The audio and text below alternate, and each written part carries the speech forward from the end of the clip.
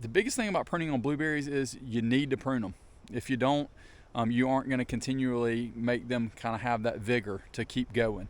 I know it's painful. I've done that on some of our older blueberries that we have over by our well house that we moved from our old house that my grandmother gave me as a plant from her house. So as old as that one is, I'm guessing now that plant is at least 15 years old. It doesn't seem like it, but it's one of the few things we moved from our old home. And as a whole, even pruning that out, it's like, man, I hate to prune that big limb out, but if you don't, you won't have the vigor and it won't keep growing. So just remember that as you're out here working in your place. So let me get you switched around here and I'll show you exactly what we're gonna do. Dean Family Acres.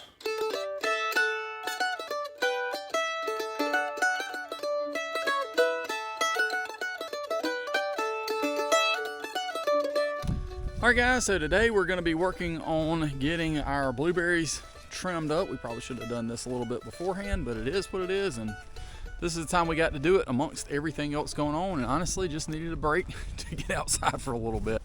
So my goal is to get out here and show you exactly what the blueberries are looking like right now, and then I'll probably just give you a couple examples of what I'm going to prune out.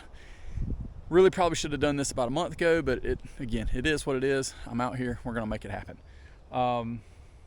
What else? I think that's it for now. I'll probably set you up on a time lapse once I kind of get through and get to working some, and then that way we won't keep y'all too long on an explanation video on how to prune out your blueberries.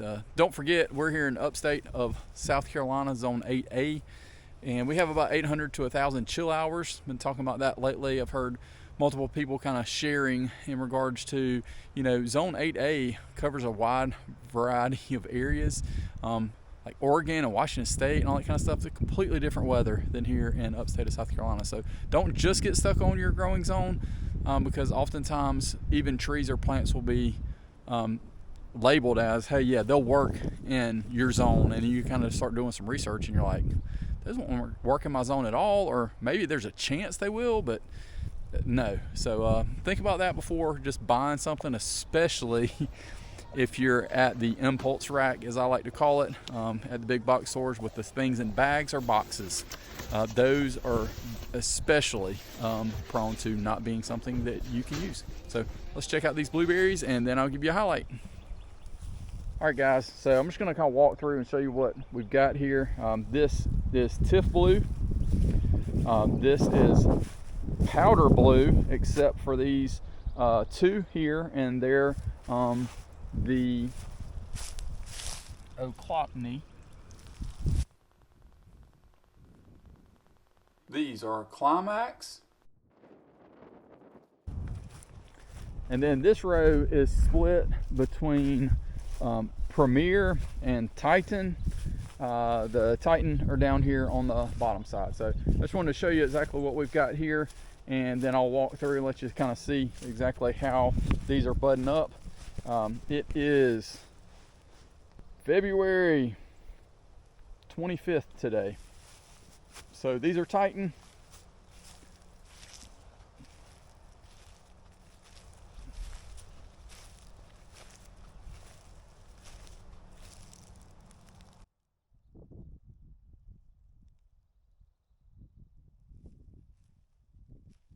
And this rock marks are changed to Premier.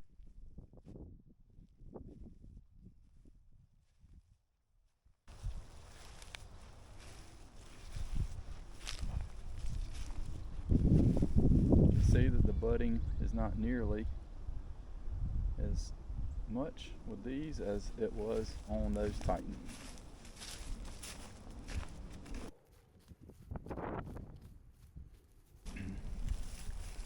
Climax. And yes, we need to weed these. We've got a dead one right here. I do have a replacement. I need to get out here and do that.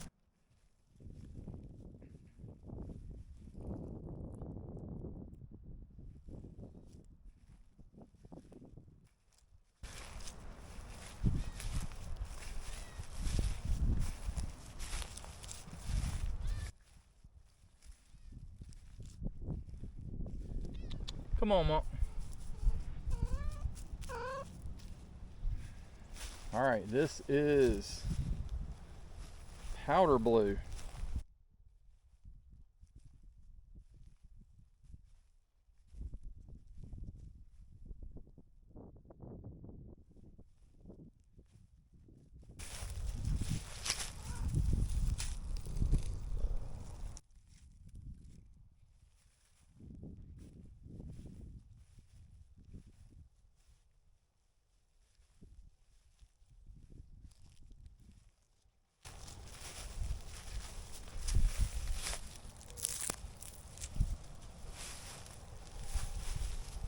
And then these are the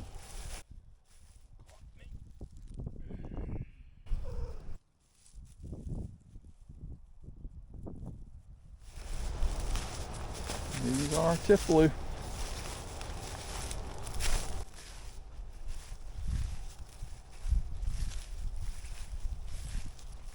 Really should have come out here and pruned these much sooner.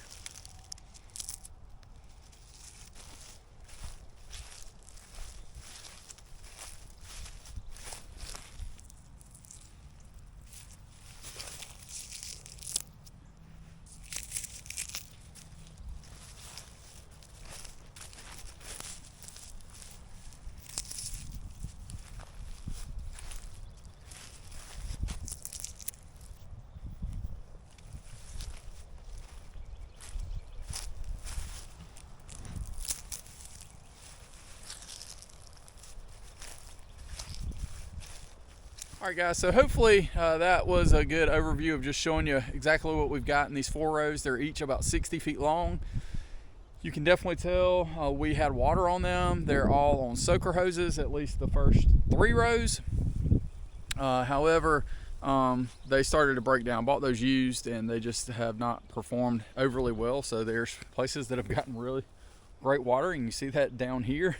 And then you've got some that didn't get nearly as much, and I think that Climax row is an example of that. So we want to think through that. I know that we want to get actual drip out here, and we probably honestly might have to invest a little bit in some drip this year. The things that we've gotten in the past are either starting to wear out and or we just don't have enough of it anymore. So as you're thinking forward with that and you're wanting to prepare for what you're going to grow, we're always ones to be frugal, shop ahead, check on Marketplace, look at someone getting out of doing a garden where they're going to have drip, that kind of thing, or they just bought way too much of it, and then you can make hopefully an educated purchase in those situations. So let's I'm gonna, I think, put you on my chest camera, and I'll prune out just a few here. It's honestly, like I said, at least a month late on this, but I think we'll be all right as a whole. I won't prune it nearly as hard because I do want to have some fruit production, but there are several that I think that we're going to really need to work on a little bit because of the bunching that we have. The biggest thing about pruning on blueberries is you need to prune them. If you don't, you aren't going to continually make them kind of have that vigor to keep going. I know it's painful. I've done that on some of our older blueberries that we have over by our well house that we moved from our old house that my grandmother gave me as a plant from her house. So as old as that one is, I'm guessing now that plant is at least 15 years old.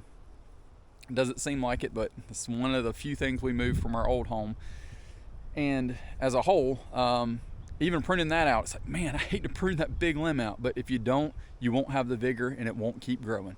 So just remember that as you're out here working in your place. So let me get you switched around here and I'll show you exactly what we're gonna do.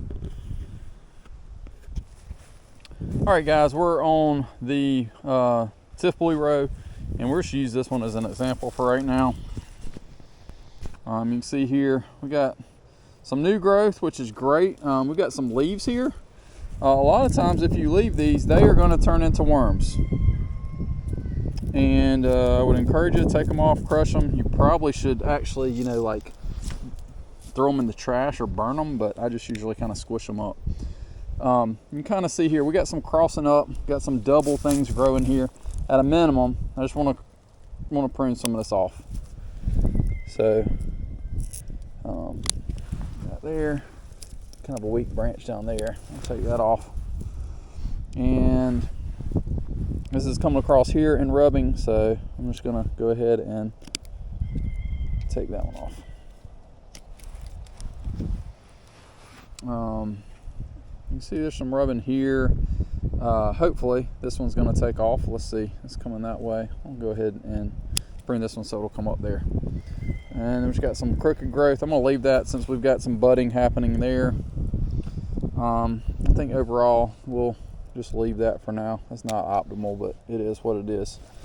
I'm going to look for that outside facing bud. You see we got some crossing up here, but some pretty good vigor here. So see where that outside bud is. You can see it coming out there, but that's kind of crooked.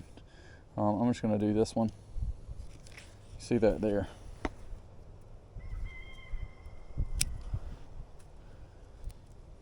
And this one I'm just going to do here because it'll come out this way. Again, we're a little late. We're probably going to sacrifice some of our production, but that's okay.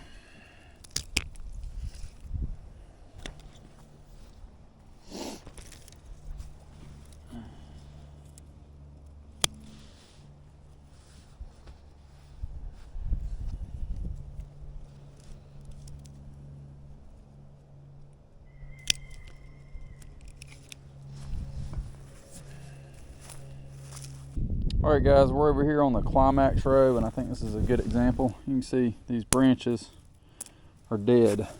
So I'll prune this one out completely. And you just want to look for any crossing branches. See if we got anything here and or anything dead. I'm going to cut this out. Again, I try and at least prune a little bit. I probably should have done this again a month or so ago, but I just think that pruning stimulates some growth. And my pruners are starting to get a little worn, everybody. We might have a situation where that's about to be fixed. Y'all have to stay tuned. Got multiple crossing here. So we got this coming out. We got 2 crossings, so I'm just going to take this one out completely. And I think that one will clear all right for now. I'm gonna always come back and prune again in the summer after they fruit.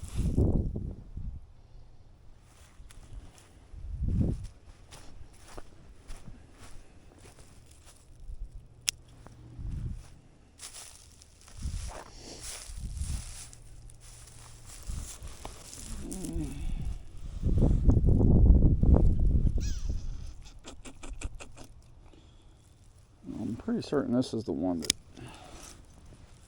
the roots broke off of.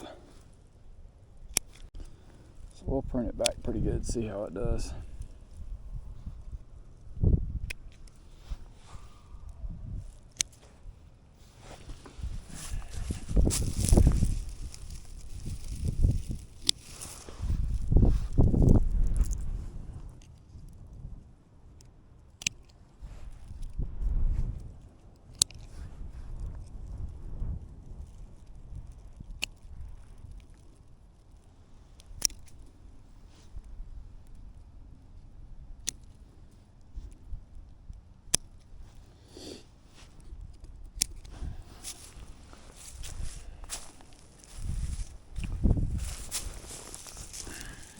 Good example here. You can see we got the growth coming off down lower here. I'm just going to cut that off right there at it. Stimulate a little bit. And again, let's tighten.